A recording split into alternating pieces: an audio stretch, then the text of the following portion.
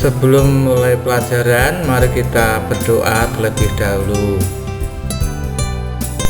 Tuhan yang Maha Kasih, kami bersyukur kepadamu karena Engkau telah memberikan kami berbagai anugerah dan pemeliharaan. Berkatilah kami semua agar kami dapat memahami kehendak firman Tuhan, terutama kehendak Tuhan atas gerejamu di dunia. Roh Kudus kiranya menerangi hati dan pikiran kami sehingga kami memahami pelajaran ini dengan baik. Iman kami dibangun, pengharapan kami tumbuh. Di dalam nama Tuhan Yesus Kristus kami berdoa. Amin. Bab 2, mengenal gerejaku. Pendahuluan. Perpecahan gereja. Gereja di Indonesia mewujudkan damai sejahtera. Penutup.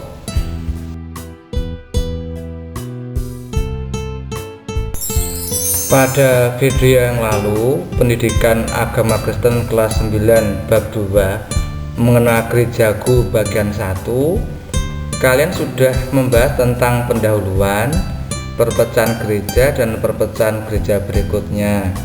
Sekarang pada video kali ini kita akan membahas tentang gereja di Indonesia, gereja mengusahakan kesejahteraan kota, serta bagian rangkuman atau penutup. Ikuti video ini sampai selesai.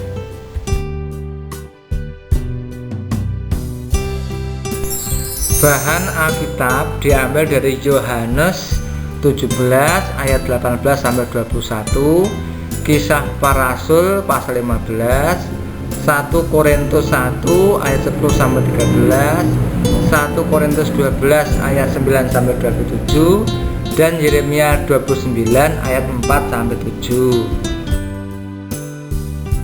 Sebelum lebih lanjut, jangan lupa tekan like, subscribe, tekan lonceng, dan share.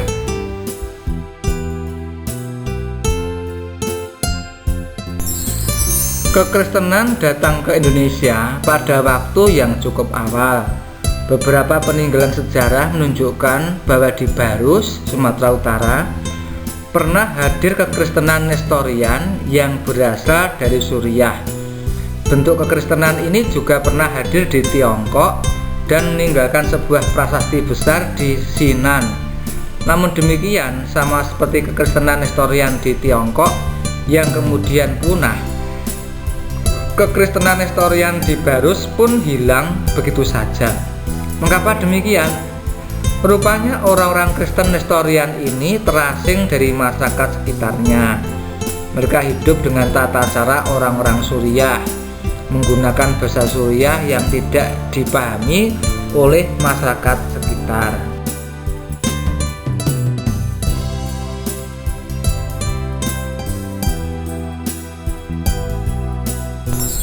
Kekristenan berikutnya datang pada abad ke-16 bersama orang-orang Portugis dan Belanda yang mencari rempah-rempah di Kepulauan Nusantara. Maka terbentuklah kelompok-kelompok Katolik Roma dan Protestan sesuai dengan agama orang-orang Portugis dan Belanda di berbagai wilayah di Maluku dan belakangan di Nusa Tenggara Timur.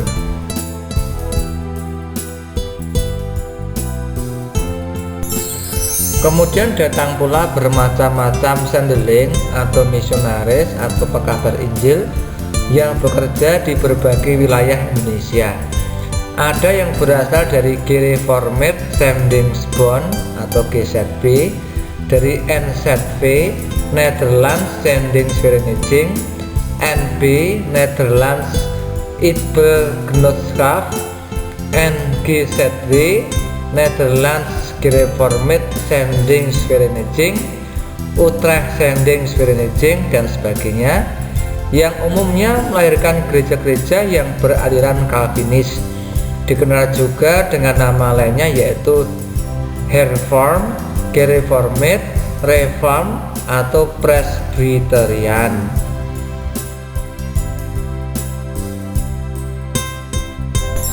Ada juga lembaga-lembaga penginjilan dari Jerman seperti Rheinische Missionsgesellschaft atau RMG yang bekerja di Tanah Batak, Nias, Kepulauan Mentawai, Kalimantan, dan lain-lain, yang melahirkan gereja-gereja Lutheran di Indonesia.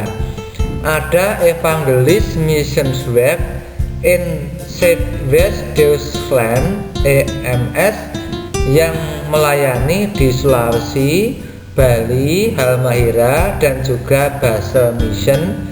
Kini berganti nama menjadi Mission 21 yang bekerja di Kalimantan Tengah, Jawa Barat, Sumatera Selatan, dan lain-lain.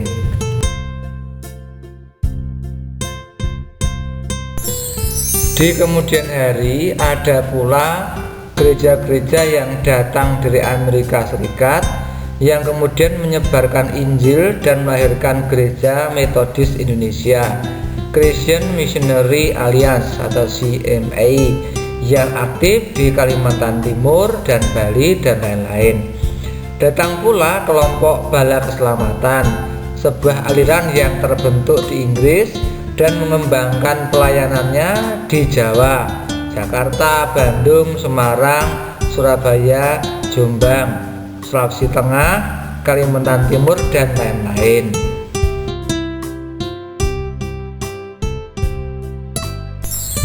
Pada abad ke-20 dan berikutnya, kita menyaksikan banyak sekali misionaris yang datang ke Indonesia, kebanyakan dari Amerika Serikat, dan membawa berbagai bentuk kekristenan yang lain seperti gereja-gereja Pentakosta dan Karismatik, gereja-gereja Menonit, Advent, Baptis, gereja-gereja Injili, gereja Mormon, gereja Kristus, ahli ilmu pengetahuan atau Christian Science, dan lain-lain. Gereja yang terakhir berkembang di Indonesia adalah gereja-gereja Ortodoks yang berasal dari Timur Tengah, Suriah, dan Yunani.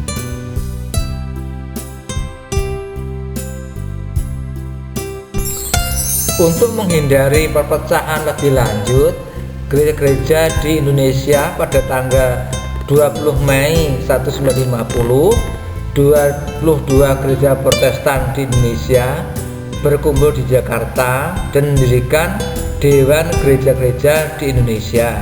Sekarang berganti nama menjadi Persekutuan Gereja-Gereja di Indonesia.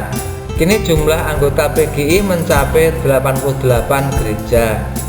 Selain PGI, ada sejumlah organisasi antar gereja seperti PII, Persekutuan Injili Indonesia, PGLII, Persekutuan Gereja-Gereja dan Lembaga-Lembaga Injili Indonesia, PGPI, Persekutuan Gereja-Gereja Pentakosta Indonesia, PBI, Persekutuan Baptis Indonesia, GMAHK, Gereja Masehi Advent Hari ke-7. Di kalangan gereja Katolik Roma, kita mengenal KBI, Konferensi Wali Gereja Indonesia, Perhimpunan Para Uskup Gereja Katolik Roma di Indonesia.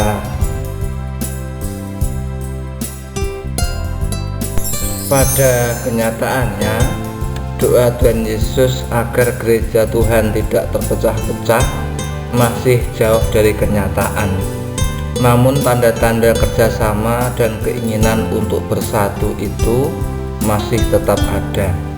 Pada bulan Mei 2013, menjelang sidang raya ke-10 Dewan Gereja-Gereja Sedunia, gereja-gereja di Indonesia mengadakan Celebration of Unity atau perayaan keesaan sebagai cara pendahuluan sidang raya tersebut di Jakarta. Acara ini diikuti oleh PGI, PGWI, PGLII, PBI, Gereja Ortodoks, Bala Keselamatan, Gereja Masehi Advent Hari ke-7, dan juga oleh semua keuskupan Gereja Katolik Roma di Indonesia. Pada bagian ini kita akan bahas gereja mengusahakan kesejahteraan kota. Nabi Yeremia dalam kitabnya memberikan nasihat kepada orang-orang Yahudi yang tinggal di pembuangan di Babel agar mereka mengusahakan kesejahteraan bagi lingkungannya. Kepada semua orang buangan yang diangkut ke dalam pembuangan dari Yerusalem ke Babel, Nabi Yeremia berkata, "Dirikanlah rumah untuk kamu diami, buatlah kebun untuk kamu nikmati hasilnya. Ambillah istri untuk memperanakkan anak laki-laki dan perempuan. Ambilkanlah istri bagi anakmu laki-laki dan carikanlah suami bagi anakmu perempuan. Usahakanlah kesejahteraan kota di mana kamu aku buang, dan berdoalah untuk kota itu pada Tuhan, sebab kesejahteraannya adalah kesejahteraanmu."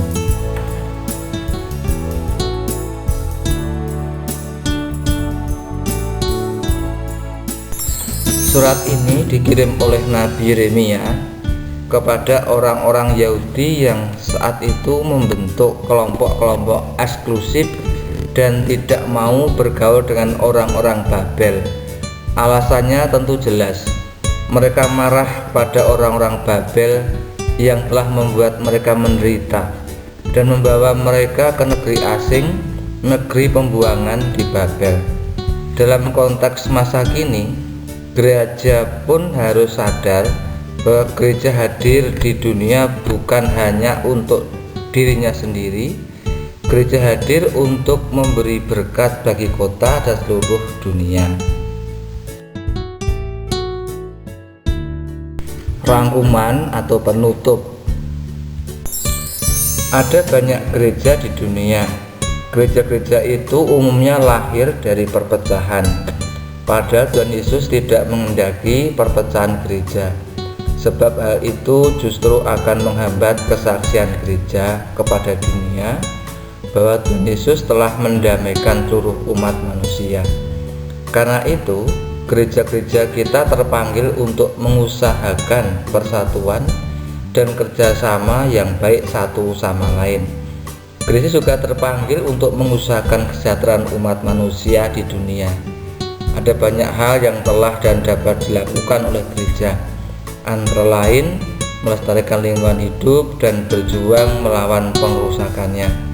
Masih banyak tugas lain yang dapat dikerjakan oleh gereja di dunia untuk mewujudkan keberpihakannya bagi kehidupan.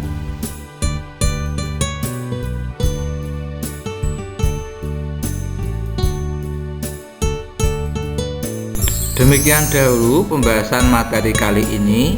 Kita akan lanjutkan materi pada video berikutnya. Sekali lagi, jangan lupa tekan like, subscribe, tekan lonceng, dan share. Untuk mengakhiri pelajaran, mari kita menutup dengan doa. Kita ucapkan doa Bapa kami bersama-sama. Bapa kami yang di surga, dikuduskanlah namamu, datanglah kerajaanmu, jadilah kehendak-mu di bumi seperti di surga. Berikanlah kami pada hari ini makanan kami yang secukupnya, dan ampunilah kami akan kesalahan kami, seperti kami juga mengampuni orang yang bersalah pada kami. Dan janganlah membawa kami dalam pencobaan, tetapi lepaskanlah kami daripada yang jahat. Karena Engkau yang empunya kerajaan dan kuasa dan kemuliaan sampai